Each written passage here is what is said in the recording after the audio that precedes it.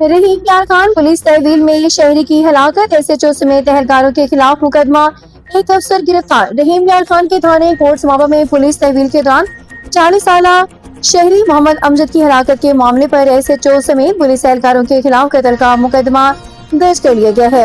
Police کے مطابق مقدمہ SHO نقاش رضا، ASI مقبول عباسی اور 5 نامعلوم افراد کے خلاف درج کیا گیا، جبکہ SHO نقاش رضا کو گرفتار کر کے تھانہ صدر منتقل کر دیا گیا۔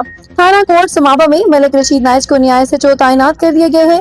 متوفی کی اہل خانہ نے الزام عائد کیا ہے کہ محمد امجد کو مبینہ طور پر غیر قانونی حراست میں رکھا گیا اور تشدد کا نشانہ بنایا گیا، جس کے باعث ان کی موت واقع ہوئی ہے۔ اہل خانہ کے مطابق محمد امجد 19 جولائی کو 8 سالہ بچی عائشہ کی موت کے مقدمے کے سلسلے میں تھانے گئے تھے، تاہم بعد ازاں وہ گھر واپس نہیں پہنچے۔ DPO رحیم یار خان عرفان علی سمو نے واقعے کا نوٹس لیتے ہوئے شفاف تحقیقات کا حکم دے دیا۔